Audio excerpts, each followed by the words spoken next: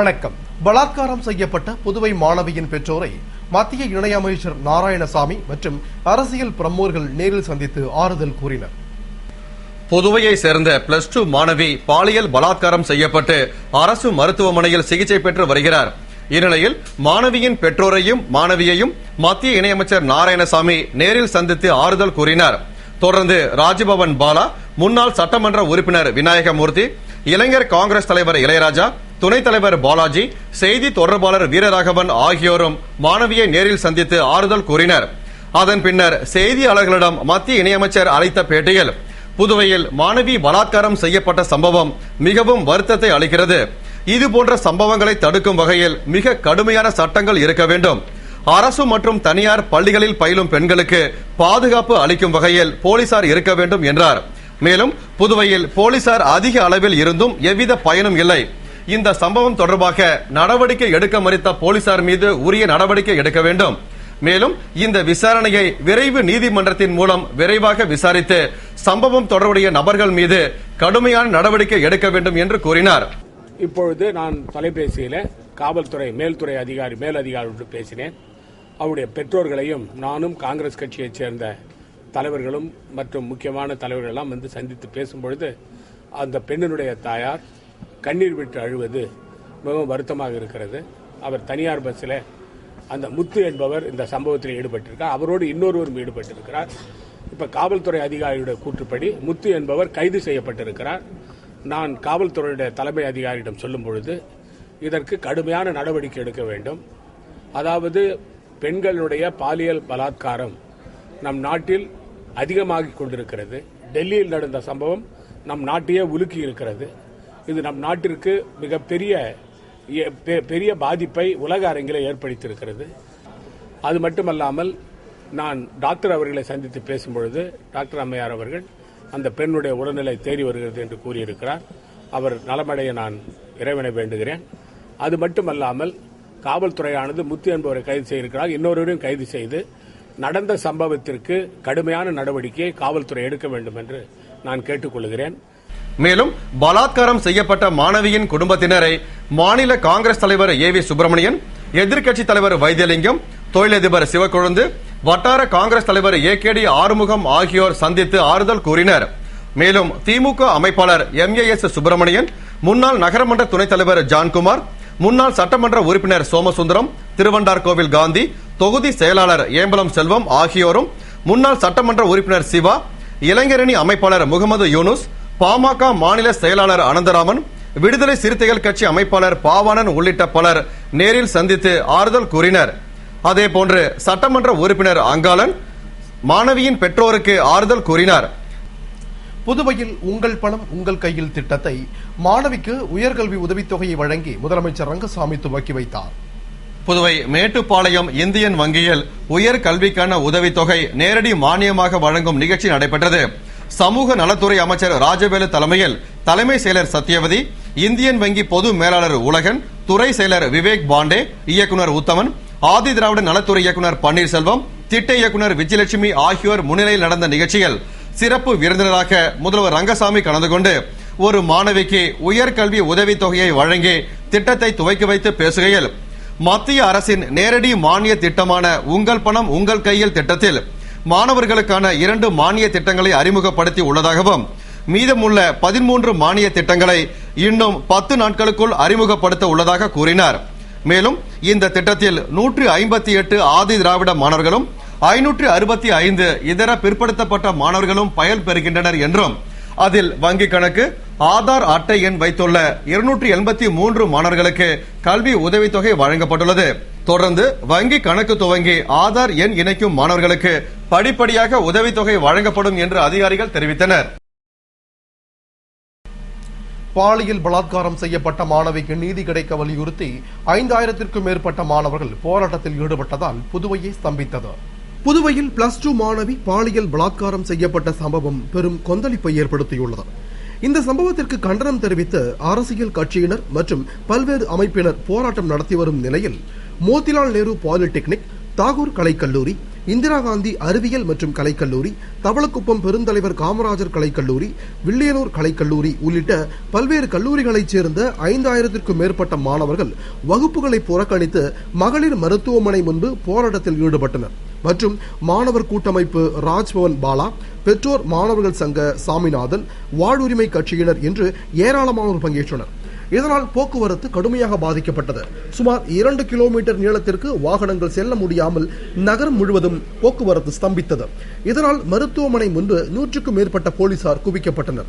இதையடுத்து DIG Shukla, SSP Parvez Ahmed, SP Bhairavasamy, Palanivelu ஆகியோர் சம்பவ இடத்திற்கு விரைந்து வந்து பேச்சுவார்த்தை நடத்தினர். மேலும் உரிய நடவடிக்கை எடுப்பதாக உறுதியளித்தனர். இதனால் மாணவர்கள் போராட்டத்தை கைவிட்டு கலைந்து சென்றனர். புதுவையில் பாலியல் வன்கொடுமைக்கு ஆளான மாணவியின் தந்தை பெட்ரோல் ஊற்றி தீக்குளிக்க முயன்ற சம்பவம் பெரும் பரபரப்பை ஏற்படுத்தியது. புதுவையில் +2 மாணவி பாலியல் பலாத்காரம் செய்யப்பட்டு அரசு மருத்துவமனையில் சிகிச்சை பெற்று வருகிறார். இச்சம்பவத்தால் பாதிக்கப்பட்ட பெண்ணை கண்டதும் அவரது பெற்றோர்கள் மனமுடைந்து மருத்துவமனையில் கதறி அழுத சம்பவம் அப்பகுதியில் பெரும் பதற்றத்தை ஏற்படுத்தியது. அவர்கள் தனது மகளை பாவிகள் சீரழித்து விட்டனர் என்று கூறி கதறி அழுதினர். அவர்களை பல்வேறு கட்சியை சேர்ந்த அரசியல் பிரமுகர்கள் நேரில் சந்தித்து ஆறுதல் கூறினர். இந்நிலையில் தனது மகளுக்கு நேர்ந்த கொடுமையை தாங்க முடியாத தந்தை எல்லைப்பிள்ளை சாவடியில் உள்ள பெட்ரோல் பங்கில் பெட்ரோல் வாங்கி மேலே ஊற்றிக்கொண்டு தீக்குளிக்க முயன்றார்.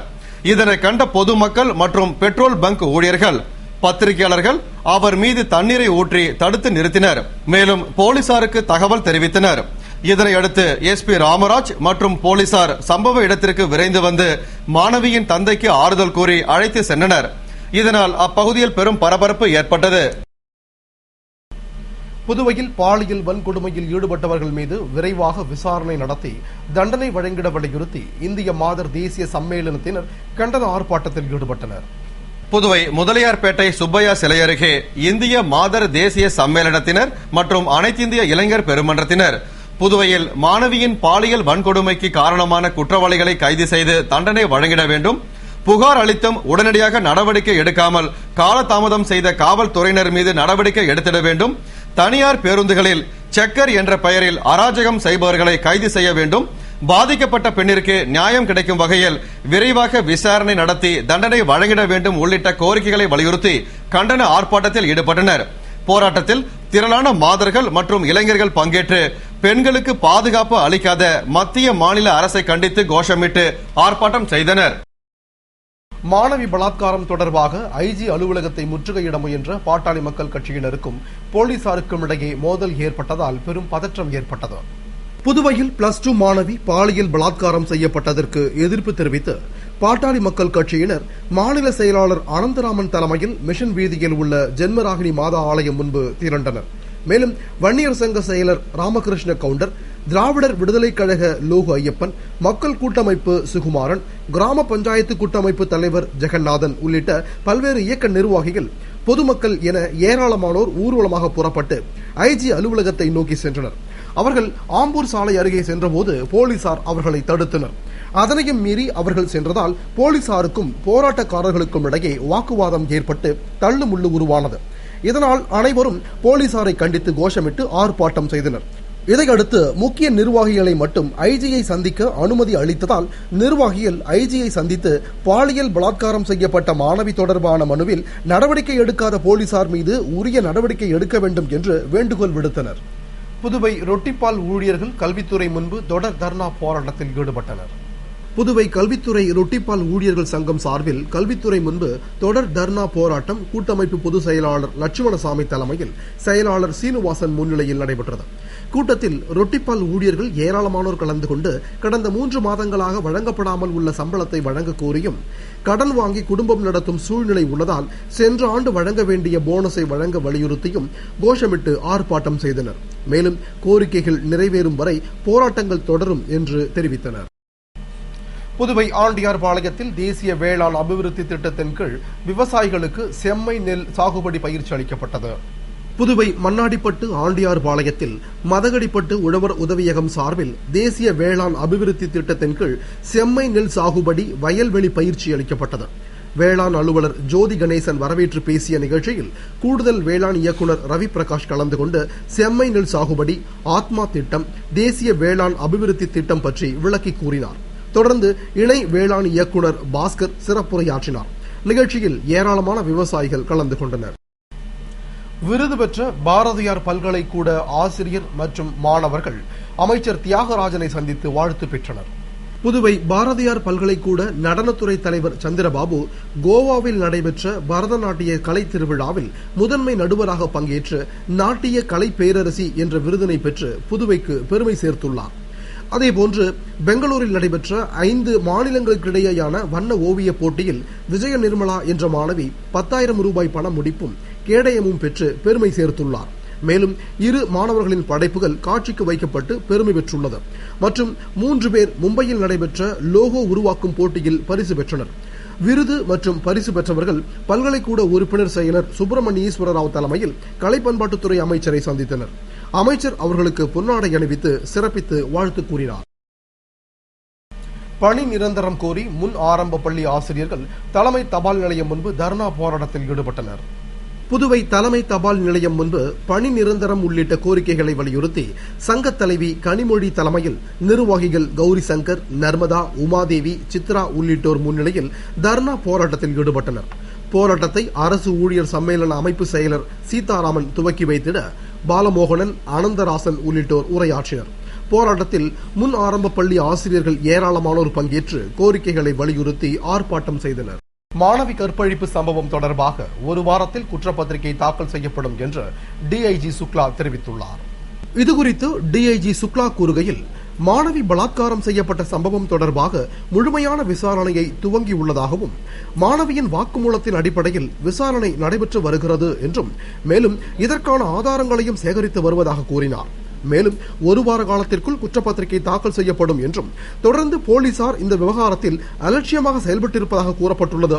இது தொடர்பாக விசாரணை நடைபெற்று வருகிறது. இன்னும் 2 நாளில் விசாரணை முடிவடையும். விசாரணையில் போலீசார் அலட்சியமாக செயல்பட்டதாக தெரிய வந்தால் சம்பந்தப்பட்ட போலீசார் மீது கடும் நடவடிக்கை எடுக்கப்படும் என்று கூறினார்.